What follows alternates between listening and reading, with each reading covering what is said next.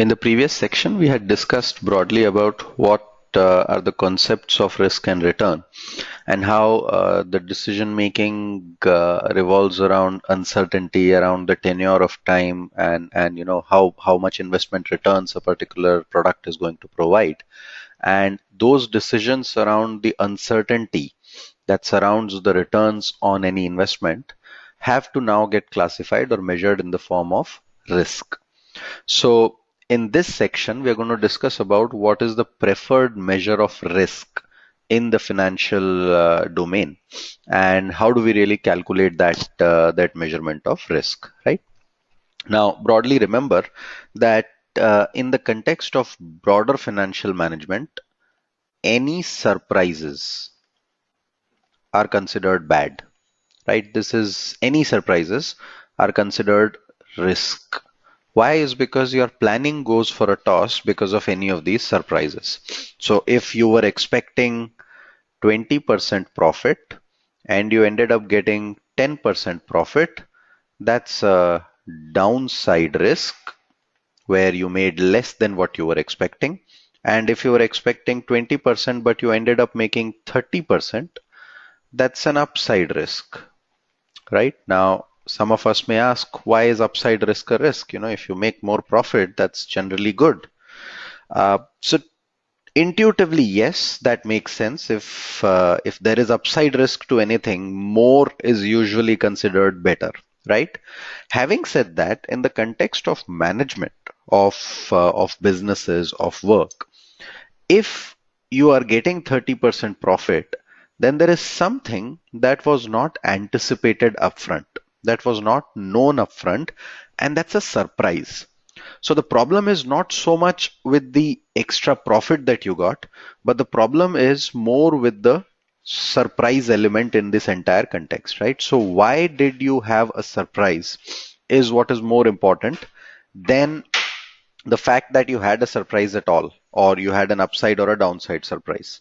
So the concepts of financial management largely deal with eliminating any kind of surprise so that you try and take a decision making based on those parameters that are on your plate at any given point of time, right?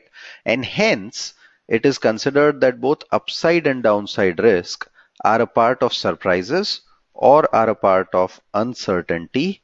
Any uncertainty to your total premise is what is going to be considered as risk, right?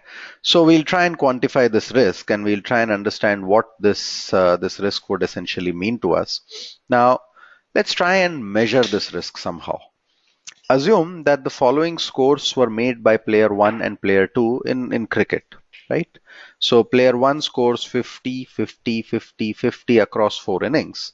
Player 2 scores 0, 100, 0, 100 across 4 innings. So if we were to calculate what is the average of these two players, in the first case, the average is going to be 50, 50, 50, 50. That's 200. 200 divided by 4 instances. So that's going to be 50.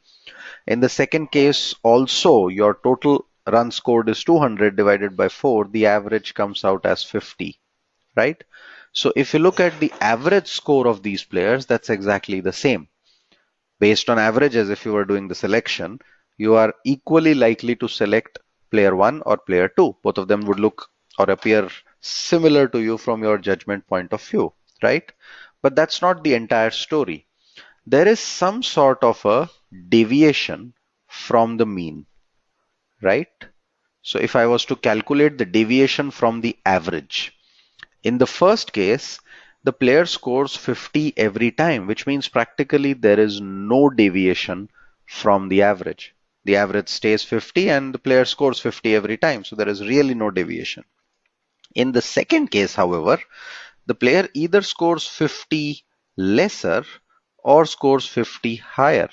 So any given point of time, if the player walks out to score runs, there is a deviation of 50, either plus or minus, right? So if I take an absolute value, a 50 run deviation is going to come every time, right?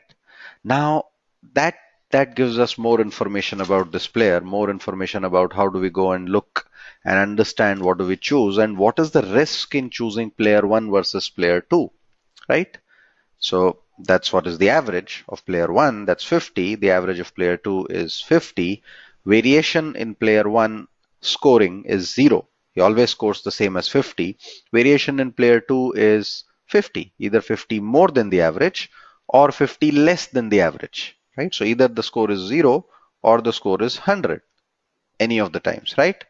So now let's say we ask you to choose a player. Which player would you choose? Right? Some of us might say that we would like to choose player one.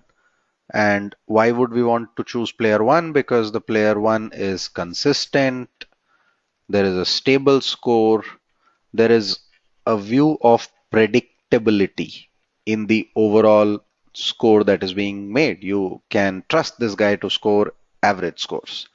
Now, someone might say we would still want to choose player two, right? Why? Is because there is a chance of upside, right? There is a chance of upside. There is an element of surprise here. And maybe we like that element of surprise. We may want to take that risk to get that extra 50 runs in one of the matches because that could be game changing, right? If you think about it, and if you look at the following of sport, there are a few players who are like this. They're selected purely because half the times they will not do anything, but the other half, when they really do something, that could change the game completely. That's possibly true for the player too. So this could be a game changing player. Either side, you take that risk on both the sides, right? Now, which player would you choose depends completely on what your outlook or objective is. If you want someone to play for your life, right, which is you want consistency, you want stability, it would have to be player one. You don't want any surprises there. Upside, downside, everything is to be thrown out of window because you just want the surety that return is going to come there, right? If, however, you're looking for maximization of score, the probability that if the player clicks, you could win the match altogether or close the match there and then, you may be willing to take the risk and hence may choose player two, right? Now just go back and try and change player one and player two with, let's say, investment one and investment two. Investment one looks very similar to what fixed income instruments do. There is no surprise. They tell you that every year we're going to pay you 8 rupees on 100 rupees. And if you hold it to maturity, your return is largely fixed, right? Investment two, on the other hand, is more like equities or stocks. You don't know where it'll go. It could give a higher return, but there is a risk of it giving you negative returns as well, right? Now, if your objective is that you want to secure a sacred goal. What is a sacred goal? A goal that you do not want to miss. For example, education. For example, retirement. In these cases, if you are playing for someone, if you're investing in order to get something as a stable source of income in your retirement time, you would want stability, you don't want surprises. If you get more, that's fine, but there's a bare minimum that you would want to kind of agree, and you don't want any negative surprises there. However, if you want to kind of try and get a vacation next year, right? And an international vacation next year, then in that case, you're looking at trying to maximize the returns that you are going to get. In terms of maximizing the returns, you would probably want to go for equities, right? So the decision making in terms of your calculations around this point is going to be based on what exactly are you trying to maximize, right? Are you trying to maximize the stability factor or are you trying to maximize the returns in this case? And hence this measure kind of falls in line with broader premise in financial theory, which says that upside and downside risk will come together. Something that gives you more returns is also more likely to give you losses. And for that likelihood of higher returns, you will have to take that risk of higher losses as well, right? This measurement of variability, what is this? Variability from the mean score is called standard deviation, right? Now, how do we calculate standard deviation? is the next part of the story. We must have studied this in our statistics courses earlier, but for the benefit of our understanding in finance, we're going to quickly repeat this calculation and understand how do we calculate standard deviation. So intuitively, we got a sense that if you score 50, 50, 50, 50, there is no deviation. And if you score 0, 100, 0, 100, there is a deviation of 50, right? Is this exactly the same as standard deviation is what we are going to calculate. Now, just as we are at standard deviation, let's introduce another parameter called variance, which is nothing but standard deviation squared. So if you take the square of standard deviation, that is known as variance, right? Now let's try and understand how do we calculate this deviation. So let's go to our Excel file and I'll put in the averages for both the groups, both the players. So we'll see that the average is 50. Now I can calculate standard deviation directly, but let's calculate deviations here, right? So I'm going to calculate deviations from mean here for both player 1 and player 2. So that's this minus this, and we freeze the, remember we want to freeze the row and not the column. When I drag it on the right side, I want it to go on the right side, but I don't want it to go out, right? So I take it here. So we find these deviations that we get, right?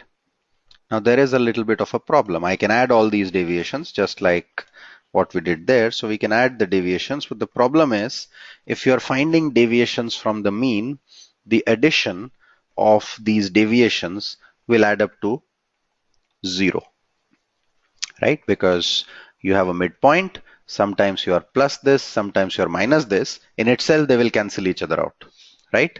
So what we did, let's name this average as X bar. So if I do X minus X bar, the difference of the score X minus the mean X bar, and I just do a summation of this for all possible X values. In this case, 4 X values, X1, X2, X3, X4. So let's name this X1, X2, X3, X4. And so this is Xi, where I is equals to 1 to 4. I'm doing a summation of these, right? If I do this, this will become 0. That's what we just see, that this becomes 0. Now, to avoid this getting to 0, we need to remove the sign here, right? One, we need to remove the sign, and at a later point of time, we'll discuss why do we really have to. So either we can remove the sign straight away and take absolute values and work there, but we also want to penalize if there are extreme values, right? So what do? We put a square here. You just square these values. Once you square these values and you add all of them, you then divide it by the number of values, which in this case is going to be 4, right? So let's do that one by one. I'm going to square these values, and I'm only going to do this for player 2 because player 1 is 0 anyways, right? All the values are 0. So I square all these values. Once I square all these values and I add it up, that's 10,000. Now I divide 10,000 by 4. Right? Why by 4 is because there are 4 instances here. So we divide that to get 2,500.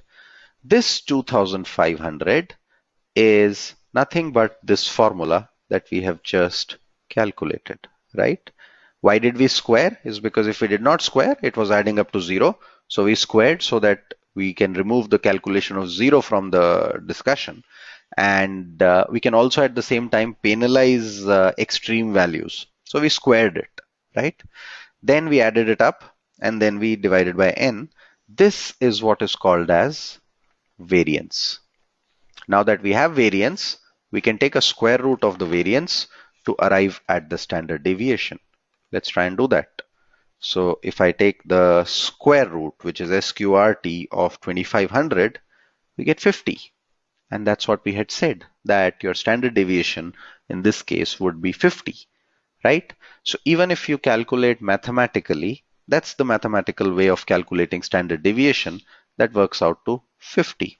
I'll just erase all this, and here I'm going to use a formula called STDEV, and we're going to find this. This appears as 58. Why does this appear as 58? Is because the formula, and that's a quick trick about Excel that we are looking at, is if you use STDEV, which is standard deviation, and there's another thing called STDEV.P. This is for the entire population, right? Some statistical concepts, we don't need to worry too much about it. We just need to know what formula to use. This is for a sample. And when you take a sample, you essentially divide by n minus 1. Remember, we were dividing x minus x bar square summation by n. If you're using a sample, you'll divide by n minus 1, right? Let's try that actually. So this number, remember, we are divided by 4. If we divide this by 3, let's see what happens. So if you just format it and put it in place, that's the 58 we are seeing here, right? If I take this further, that's 57.74. That's the 57.74 that we see here, right? And that's the calculation that happens if you use STDEV. So just as a process, this is very stark. 50 versus 57 is because the population and sample are small. But if the number is like 400 instead of 4, then it will be 399 versus 400. So the difference will not be significant, right? If n is high, if n is large, then under statistics concept, sample tends to be used for population. That's because there is not too much of a difference between n and n minus 1. Here, n is 4, so n minus 1 becomes 3, and that distorts things dramatically. How do we solve for that? All we need to do is we need to use a formula STDEV.P and select all these cells, and we get 50 as the answer, right? Just remember STDEV.P and you get the answer as 50. That's the standard deviation in this case. There is no standard deviation in the first case, and that's what you have defined as what is going to be the variability of returns for this particular player, right? The same concept can basically be directly applied in terms of returns, right? So I can just do a very quick copy and paste of this entire thing, and we can go down and I can convert this to asset 1, I can convert this to asset 2, or we can change it to essentially fixed income, and we can change it to equities, and you can change this to, let's say, 8% and drag it down, and you select all of this and put this in the form of percentages, so you get the average. And in the case of equities, you can put 15% and minus 5% and do a copy and paste of this,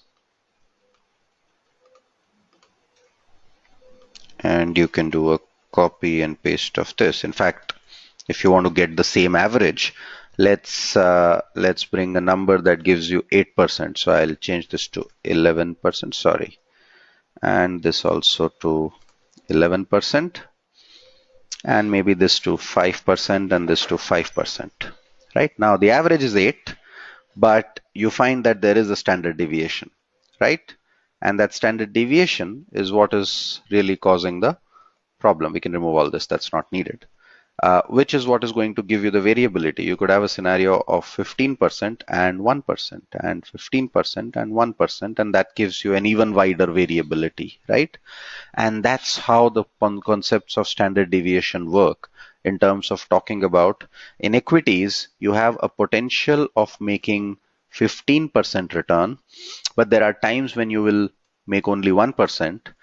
While the average over 4 years is the same, there is a significant variability in those returns. And that's what standard deviation is essentially talking about in this context, right? That's how we look at standard deviation. That's how standard deviation plays out. We can complicate this a little bit now. So now let's assume that we go back to our earlier example, right? We had this asset X and asset Y, and both asset X and asset Y had an average return of 14.4%. right? Both of them we had worked out as 14.4%. Why? Is because we had assigned probabilities. Now, when you are assigning probabilities, the calculation of standard deviation changes slightly, right? How does that change? We will look at that as well now, right? So these are the returns. The average return is 14.4. So we know what is x1, x2, x3. We know that x bar is 14.4. We have to find out x minus x bar, square it, add it, right? Now, before we add it, in this context, there is a probability, which means if I were to create an entire list and this event occurs 100 times, then 20 times I will see a return of 10%, right? 60 times I will see a return of 15%, and 20 times I'll see a return of 17%. So if there were 100 of the numbers, the first 20 will be 10%, then the next 60 will be 15%, and the next 20 will be 17%. And then you do x minus x bar for all the 100, right? Square for all the 100 and divide by 100 after you have added all that, right? Now, instead of doing this 100 times, what we are going to do is we're directly going to multiply this with the probability bit. So that will give us the answer, right? Let's see how we do that. So for that, we again go to our Excel file. Remember, these are the probabilities. These are the returns. That's the average mean return. And I'll just kind of do this so that we get the sense that both of them are similar or not. So these are the mean returns. So this is x, this is x bar, x minus x bar, or return in the first case r1, r2, r3 minus the mean r. That gives me the x minus x bars. Now I square those, so we get the squared numbers.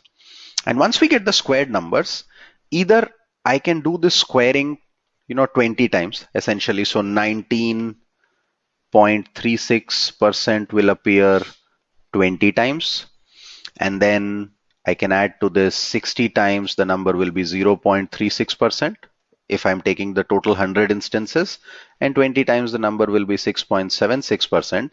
I can add all of this and divide that by 100, right? Or I can directly divide these by 100, which is what the probability is available, and I can directly multiply and add that, right? So what I do is this is x minus x bar, this is x minus x bar square, and I multiply this with the probability. So this gets multiplied by 20%, this gets multiplied by 60%, and this gets multiplied by 20% to give me these three values. Now, if I add these three values, that is going to give me the variance. I don't need to divide now because I have already divided this by 100, right? So let's write this expression and we will understand that better. So what we are doing is, if there are total of 100 instances, right? How does probability work? 20 times you will see the number 19.36. That's the square difference, right? Then, so that's the summation we are doing. 60 times you will see the number 0.36%. Then you're going to add 20 times, you're going to see the variance as 6.76%, right?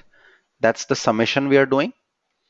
And now you're taking this entire thing and you're dividing it by 100, correct?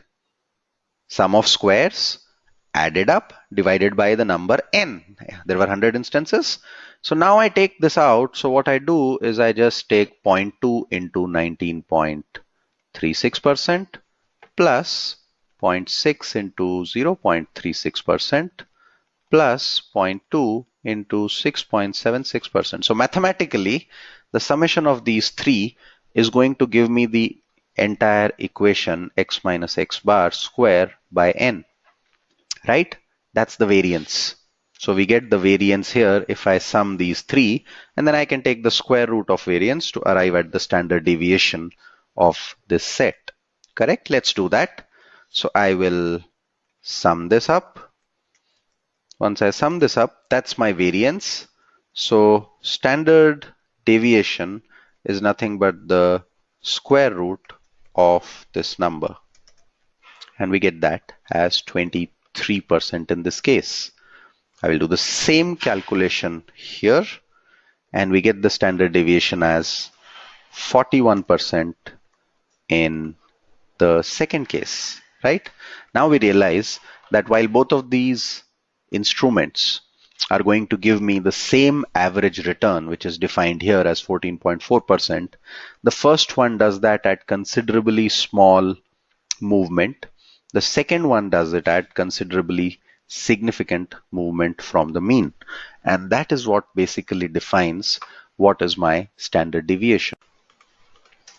Okay, so that's how you basically do the calculations. I believe there is a small mistake in this, which is in terms of squaring this, I have to basically square this, and there is a mistake in terms of the decimals. We'll just change that. As we change that, we find the standard deviation in the first case is this, and in the second case is this.